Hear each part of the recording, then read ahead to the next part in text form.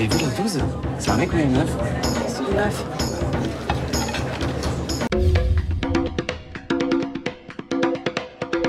Je dirais à 73% autobiographique.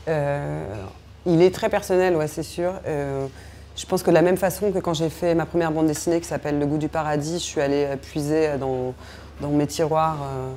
Là, pour ce premier film, il fallait vraiment que quand j'écrive, je me sente ensuite de réaliser chaque scène et que j'y trouve un enjeu. Enfin, et j'ai essayé de mettre un peu des choses que j'avais très envie de montrer, de raconter, parce qu'il y avait un intérêt ou humoristique ou de malaise. J'ai eu quelques publications dans des magazines et j'ai même, j'ai participé à une exposition collective dans une galerie il y a un an à peu près.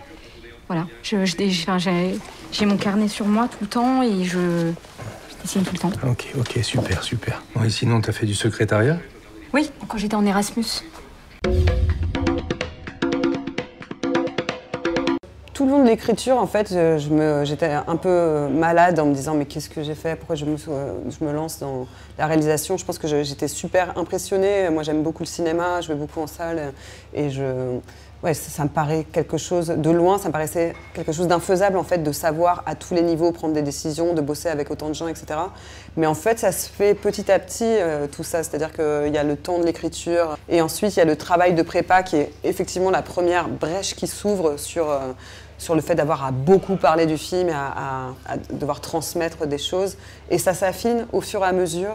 Mais vraiment là où je crois que ce qui m'a vraiment fait avoir confiance, c'est de m'entourer de gens très proches de moi. J'étais non seulement en confiance et en plus on se marrait, quoi. C'est ça le truc. C'est-à-dire que vraiment on bossait sérieusement. Enfin, on n'était pas dans l'impro et on n'était pas les mains dans les poches, etc. Mais quand même on se marrait et j'avais toujours de toute façon de loin été plus attirée par les climats de tournage à la Chabrol que Piala, quoi. Enfin, clairement, je savais que je voulais pas évoluer dans le conflit. Ça s'est imposé dès le début, le choix du noir et blanc, parce que moi, même dans mon travail en tant qu'autrice de BD, le noir et blanc, je trouve que c'est vraiment très percutant, c'est très glamour, de la même façon qu'une photo, quand on la passe de la couleur noir et blanc, on peut être beaucoup plus satisfait.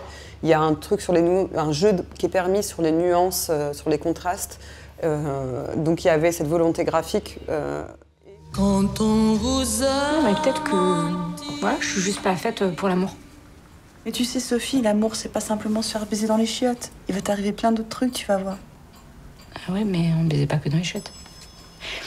On a baisé plein de fois chez moi. Et aussi, c'était une économie pour ne pas me disperser en fait, dans tous les choix que j'allais avoir à prendre sur le film. J'avais un peu peur que si la couleur rentre en jeu, que ça fasse carton-pâte, parce que j'aurais pas voulu tel quel filmer un décor. Et il y a des choses de la modernité que je trouve moches. Et j'étais là à me dire, oh là là, ça va être trop d'éléments à contrôler, à manier. Moi, je trouve que ça a énormément de points communs, ouais, parce qu'il y a vraiment ce truc du cadrage et de ce qu'on montre et ce qu'on ne dit pas, et inversement. La bande dessinée, on ne peut pas être redondant, on ne montre pas des choses qu'on dit, sinon ça n'a pas d'intérêt. Et moi, c'est en passant par la BD que j'ai vraiment appris le rythme et l'ellipse. Moi, un storyboard de BD, c'est du montage, quoi. Donc je trouve qu'il y a quelque chose comme ça, mais il y a une forme d'indépendance et d'autonomie en BD qui est vraiment la valeur ajoutée de la BD.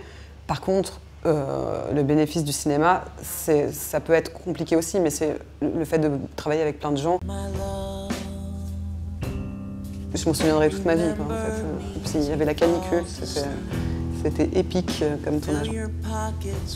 Après, c'est très vorace, cannibalisant, c'est une espèce de grand 8. C'est pas la vie, je veux dire, et en ça, c'est assez déstabilisant à vivre. C'est vrai, enfin, on ne ressort pas indemne, je pense, d'un tournage ou d'un film, quoi.